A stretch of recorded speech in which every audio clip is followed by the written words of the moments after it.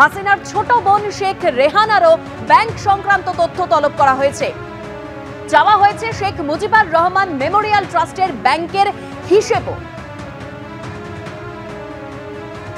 হাসিনার নাগাল না পেয়ে ঘুরপথে চাপ বাড়ানোর কৌশল এবার ইউনূস সরকারের। বাংলাদেশের প্রাক্তন প্রধানমন্ত্রী শেখ হাসিনার ব্যাংক সংক্রান্ত তথ্য তলব করা হয়েছে। হাসিনার ছোট বোন শেখ রেহানারও ব্যাংক সংক্রান্ত তথ্য তলব করা হয়েছে। চাওয়া হয়েছে শেখ মুজিবুর রহমান মেমোরিয়াল ট্রাস্টের ব্যাংকের হিসেবও। হিসেব তলব করেছে বাংলাদেশের ব্যাংকের আর্থিক গোয়েন্দা সংস্থা BFIU। শেখ হাসিনা বা শেখ রেহানা কোনো ধরনের আর্থিক অপরাধের সঙ্গে যুক্ত ছিলেন কিনা জানতেই এই হিসেব তলব করা হয়েছে বলে সূত্র মারফত খবর পাওয়া যাচ্ছে। প্রথমেই যে খবরের দিকে আমরা নজর রেখেছিলাম, যে বড় খবর যে বাংলাদেশের জাতীয় স্লোগান থাকছে না এবার জয় বাংলা, কারণ বঙ্গবন্ধুর যে জয় বাংলা স্লোগান তা খারিজ করলো বাংলাদেশের সুপ্রিম কোর্ট। আর তারপরেও যে খবর আপনাদের সামনে রাখলাম, যে হাসিনার নাগাল না পেয়ে এবার ঘুরপথে চাপ বাড়ানোর কৌশল ইউনূস সরকারের। বাংলাদেশের প্রাক্তন প্রধানমন্ত্রী শেখ হাসিনার ব্যাংক সংক্রান্ত তথ্য তলব। হাসিনার ছোট বোন শেখ রেহানারও ব্যাংক সংক্রান্ত তথ্য তলব করা হয়েছে।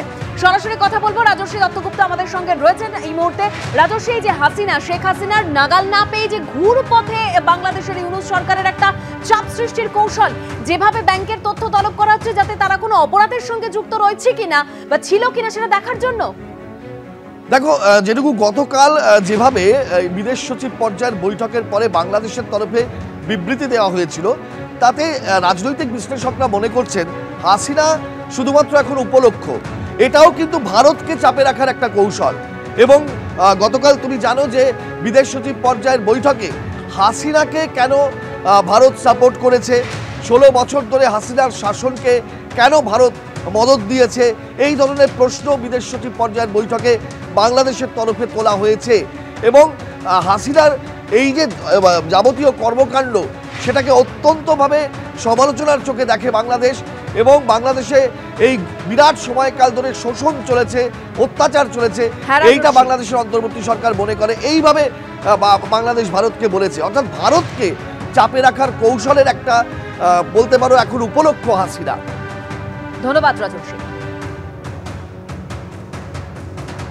আর বাংলাদেশে লাগাতার হিন্দু নিপীড়নের প্রতিবাদে এবার বসিরহাটের ঘোজাডাঙ্গা সীমান্তে শুভেন্দু অধিকারী পেট্রাপোলের পর এবার ঘোজাডাঙ্গায় বিক্ষোভ কর্মসূচি। কিছুক্ষণ আগে যে ছবি আপনাদের সামনে রেখেছিলাম, তিনি বক্তব্য রাখছিলেন এবং তিনি বলেছেন বাংলাদেশের উপর আমরা নির্ভর করি না। Today is a international human rights day.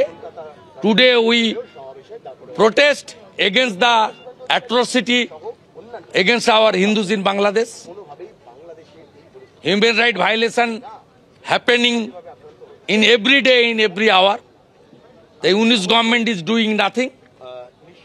The world community should come together and protect the Hindus in Bangladesh.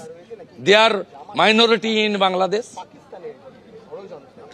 What is the next step you are planning to take? No, we are our protest is going on, and on 16th, the date of Bijoy Divas, a big assembly organized in Calcutta. Assembly democratic hoite hobe, marpit korben na, world community ke egiye aste hobe. Ebong amar bishwas January 3rd উইকের পরে বিশ্ব রাজনীতিতে নেতৃত্বের অনেক পরিবর্তন ঘটবে। বিশ্ব রাজনীতি আমি ওইটুকু বলছি না, সমঝদার কা ইশারায় কাফি হয়।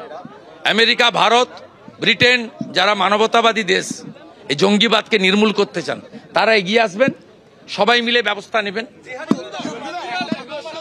জিন্নার পোকা খাওয়া বাংলাদেশ কি আবারও ভাগ হবে, নাকি এই দেশের মধ্যে থেকে এই শাহজাহানদের মতো যারা দেশকে দুর্বল করতে এসেছেন তাদের জন্য অবৈধ সরকার উৎখাত করে জঙ্গিবাদকে নির্মূল করব, বৈধ প্রধানমন্ত্রী হাসিনার হাতে বাংলাদেশ তুলে দিতে হবে।